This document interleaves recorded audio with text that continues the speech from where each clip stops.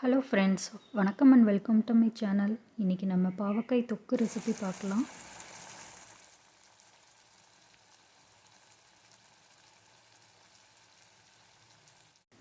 வெங்காயம் தக்காளி இல்லாமல் செய்யக்கூடிய இந்த பாவக்காய் தொக்கு ரெசிபி ரொம்பவே டேஸ்ட்டாக இருக்கும். அதே மாதிரி ஒரு வாரம் ஆனாலும் கெட்டு போகாது.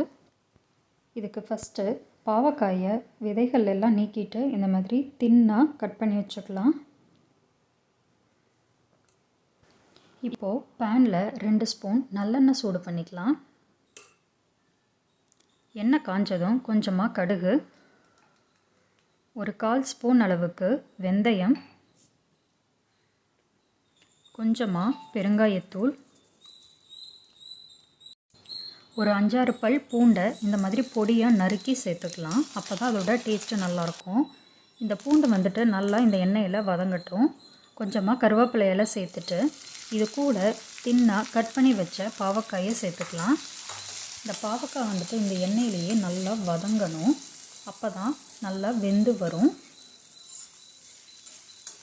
ஒரு 2-3 நிமிஷத்துக்கு இந்த எண்ணெயிலேயே இந்த பாவக்காயை நல்லா வதக்கி எடுத்துக்கலாம். இப்போது பாவக்காய் ஓரளவுக்கு வதங்கிருச்சு. இப்போ இது கூட 1/4 ஸ்பூன் மஞ்சள் தூள் சேர்த்துக்கலாம். அது கூடவே இதுக்கு தேவையான அளவு உப்பும் சேர்த்துக்கலாம்.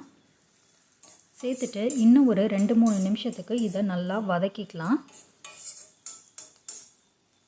இப்போ பாவக்காய் ஒரு 3/4 வெந்துருச்சு. இப்போ இது கூட 2 ஸ்பூன் அளவுக்கு சாம்பார் தூள் சேர்த்துறேன். சாம்பார் தூள் மட்டுமே இதுக்கு நல்ல டேஸ்ட்டாக இருக்கும். இல்லை அப்படின்னா குழம்பு மிளகாய் தூள் சேர்த்தலாம். இல்லை அப்படின்னா கொஞ்சமாக மிளகாய் தூளும் மல்லித்தூளும் சேர்ந்து இதில் சேர்த்துக்கலாம். இதையும் ஒரு 2 நிமிஷம் வதக்கிக்கலாம்.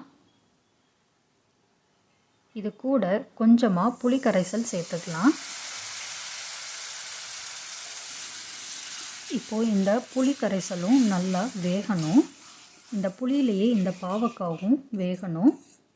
ஏற்கனவே பாவக்காய் 3/4 வெந்துருச்சு. இப்போ இந்த புளி தண்ணியோடு சேர்த்துட்டு நல்லா வெந்து வரணும். இது கூட ஒரு 1/2 ஸ்பூன் அளவுக்கு பொடிச்ச வெல்லம் சேர்த்துக்கலாம். எல்லாத்தையும் சேர்த்துட்டு நல்லா மிக்ஸ் பண்ணி விட்டு இது நல்லா சுண்டி வெந்து வர்ற வரைக்கும் வெயிட் பண்ணுங்கள். ஒரு 5 நிமிஷத்துலேயே இது நல்லா வெந்து வந்துடும்.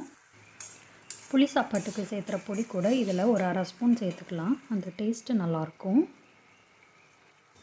இப்போது எண்ணெயில் நல்லா பிரிஞ்சு வந்திருக்கு. பாவக்காய் தொக்கு ரெடி ஆயிருச்சு.